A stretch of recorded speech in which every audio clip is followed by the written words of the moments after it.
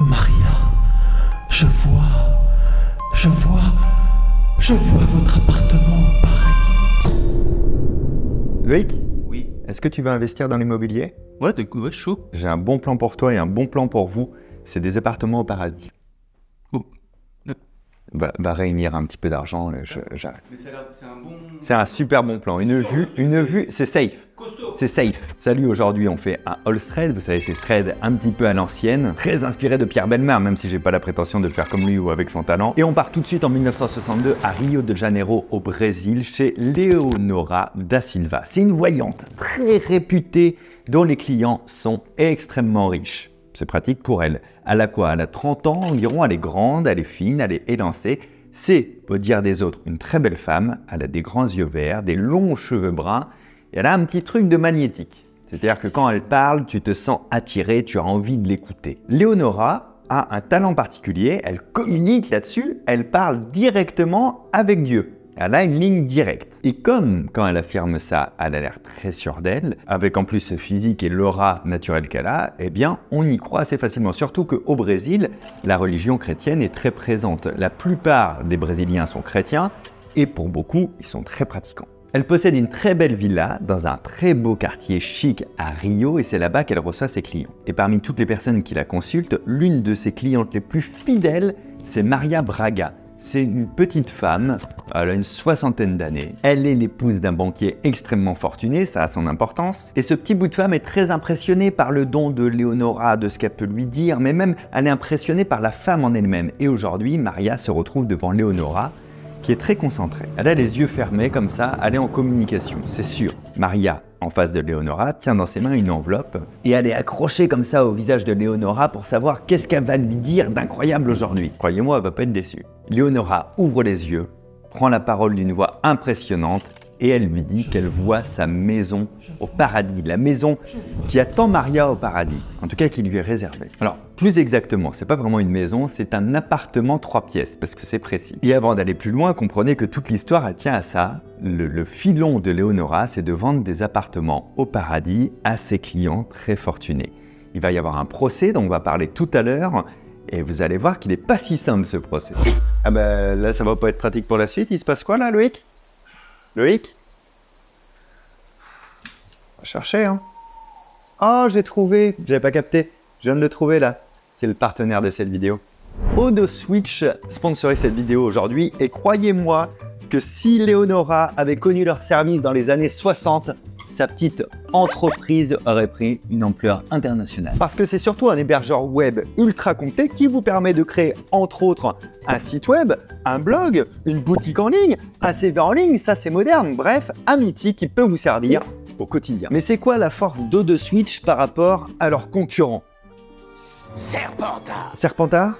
Ça n'a rien à voir. D'abord, c'est leur rapport qualité-prix puisque Odoswitch propose un abonnement unique qui inclut tout ce dont vous aurez besoin pour héberger un ou plusieurs sites web d'ailleurs, et en plus, Odoswitch est une entreprise 100% française avec des serveurs. Ils sont où les serveurs? Ils sont basés en France et une assistante technique qui est disponible 24 heures sur 24 et 7 jours sur 7. Pour résumer, que vous ayez déjà un site web sur WordPress par exemple, ou que vous projetez d'en créer un en tapant aussi vite que moi, Odoswitch, c'est une solution parfaite. Vous pouvez vous inscrire via le lien qu'il y a en description et en utilisant le code Fabien10, vous avez une réduction de 10% sur l'offre hébergement. Et si vous avez déjà un hébergeur, Odoswitch s'occupe de toute la migration. N'hésitez vraiment pas à aller tester leur service parce que si jamais vous n'êtes pas satisfait, il n'y a pas de piège, vous pouvez être remboursé dans les 30 premiers jours sans aucune justification. Le lien vers leur service est dans la description avec le code promo. À vous de créer. Alors l'appartement qui attend Maria au paradis, c'est un immense 3 pièces dont chacune des pièces ressemble à une cathédrale. Donc on déconne pas quand même sur la loi Carrez. La vue serait éblouissante et alors la petite cerise sur le gâteau, c'est que l'appartement a la plus belle vue du paradis. C'était le plus recherché. Coup de bol pour Maria. Là nous, on en rigole un petit peu, mais Maria est tellement impressionnée qu'elle dit quand même à Leonora « Waouh, ça me donne envie de mourir, c'est fou !» À quel point elle y croit, la voyante lui dit que, au contraire, la certitude d'avoir cet appartement au terme de sa vie doit lui donner envie de vivre paisiblement en étant rassurée de ce qui l'attend. Donc c'est bien déjà, elle ne la pousse pas au suicide. Par contre, petit problème, pour ouvrir la porte de cet appartement, il faut une clé. Et cette clé, elle vaut, en escudo, si on fait le transfert aujourd'hui, environ 27 000 €. Et encore, je n'ai pas pris en compte l'inflation. Alors, Maria prend l'enveloppe qu'elle avait dans ses mains depuis le départ, et elle sort la somme exacte, parce qu'elle savait qu'il fallait amener de l'argent ce jour-là. Pour obtenir cette clé, elle a vendu en amont tous ses bijoux, tous les bijoux qu'elle avait, sauf sa croix. Léonora, qui a elle-même d'ailleurs beaucoup de bijoux, elle est habillée d'une manière très riche, avec de la soie, des voiles, etc. Elle retire de son cou une clé en mousse de couleur bleue, et elle la donne à Maria contre la somme. Maria demande à la voyante de recompter, au cas où quand même, l'argent, mais la voyante refuse et dit « Les esprits savent que le compte est bon, parce que les esprits savent tout ». Et avant de partir, elle donne un conseil à Maria. Elle dit n'en parler à personne, sinon l'esprit qui a fait la transaction se fâchera et l'appartement disparaîtra. Maria a peur et elle jure au nom de Dieu, d'ailleurs je crois qu'on n'a pas le droit de faire ça, en tout cas elle jure qu'elle n'en parlera à personne. Une fois que la cliente est partie, Léonora serait montée s'enfermer dans sa chambre. Alors ça c'est un témoignage, donc on peut imaginer qu'elle a remis sa tenue habituelle, parce que quand elle n'était pas en consultation, elle était habillée en jean, t-shirt, paire de baskets, et on peut imaginer aussi peut-être qu'elle était en train de recompter l'argent. C'est-à-dire que les esprits savent tout, mais peut-être qu'elle aussi, elle voulait savoir elle-même. En tout cas, le compte était bon. Mais quelqu'un a frappé à sa porte. Justement, la personne qui a témoigné de ça, c'est Antonia Carvalho, c'est la domestique de Léonora, qui veut parler à sa patronne. Dans un premier temps, la voyante s'énerve de l'autre côté de la porte parce qu'on la dérange et elle l'envoie balader. Sauf que la domestique lui dit que c'est urgent et que c'est très important. Alors de l'autre côté, d'un coup, on entend un peu de remue-ménage. On peut peut-être imaginer que la voyante range les billets, cache des choses, etc. Et elle ouvre la porte. Antonia explique à sa patronne que bon gré mal gré, elle n'a pas vraiment écouté aux portes, mais elle a découvert la supercherie. La voyante s'énerve, elle licencie immédiatement sa domestique pour le motif d'avoir écouté aux portes, mais Antonia la menace de tout révéler à ses clients si elle ne lui donne pas une partie de son argent. Alors vous voyez, dans un premier temps on se dit tiens, Antonia c'est bien, elle veut défendre les gens pour l'escroquerie, bon elle veut surtout sa part du gâteau. La voyante lui met une gifle et donc la licencie. Antonia va pas se laisser faire, elle part directement au commissariat pour porter plainte contre son ancienne patronne. Elle veut tout révéler, et c'est ce qu'elle fait. Le policier lui dit qu'elle n'est pas victime elle-même de l'arnaque, donc elle ne peut pas vraiment porter plainte. Alors Antonia retourne à son plan de base, aller voir le mari de Marie Braga à la banque, directement dans son bureau. Alors elle a un peu du mal à accéder, quand elle explique le pourquoi du comment, elle arrive à le rencontrer. Quand elle lui parle de Léonora, la voyante, le mari est déjà un peu inquiet. Et il lui aurait dit « Qu'est-ce qu'elle a encore raconté à ma femme, celle-là » Antonia lui révèle toute l'histoire, l'appartement, les 3 pièces au paradis, la somme qu'elle a déboursée, le fait qu'elle ait vendu tous ses bijoux pour ça. Le banquier devient furieux et lui décide de porter plainte. Donc, il y a procès. C'est incroyable. Là, on est quand même sur un procès. Il faut quand même trancher sur est-ce que oui ou non, quelqu'un a le droit de vendre des appartements au paradis à une autre personne. Il y a un autre procès qui est un petit peu incroyable en ce moment. Je me ferai un plaisir de vous en parler à la rentrée, je pense. On attend un petit peu que ça avance pour pouvoir vous donner plein d'éléments. Fin de la parenthèse. Le 31 mars 1963, le procès de Léonora a lieu au tribunal correctionnel de Rio. Le chef d'accusation, c'est ça qui est important, c'est quoi? C'est ce que je viens de vous dire, avoir vendu des appartements au paradis. Monsieur Braga, le mari de Maria, donc accuse la voyante, mais il y a aussi 4 autres personnes qui se sont joints à sa plainte. Donc ils sont 5 en tout. Il y a beaucoup de monde à ce procès. Il y a la presse qui se bouscule, il y a des gens qui sont simplement curieux, il y a des clients du coup de la voyante qui n'ont pas porté plainte, mais qui veulent savoir, qui sont pro-voyantes ou pas d'ailleurs, et il y en a qui croient toujours en sa bonne foi, d'autres qui commencent à être scandalisés. On attend l'accusée, elle se fait attendre, et à un moment donné, vraiment elle apparaît, et c'est le terme, parce qu'on entend un « oh » comme ça dans la salle, elle arrive, le menton haut, très déterminée, dans une très élégante robe noire qui lui donne encore beaucoup de charisme. Elle prend sa place très dignement, elle regarde d'un air de défi le juge ainsi que la partie adverse. En tout cas, c'est comme ça qu'est décrit son arrivée au procès. Le juge prend la parole et explique qu'elle est donc accusée d'avoir vendu les appartements au paradis à 5 clients, en tout cas les 5 qui ont porté plainte. Du 2 aux 5 pièces pour des sommes scandaleuses. Parce qu'il y a des appartements plus ou moins grands, il y a des vues quand même, peut-être il y a des services associés, j'ai pas le détail. Quand le juge lui demande ce qu'elle a à répondre à cette accusation, là ça surprend.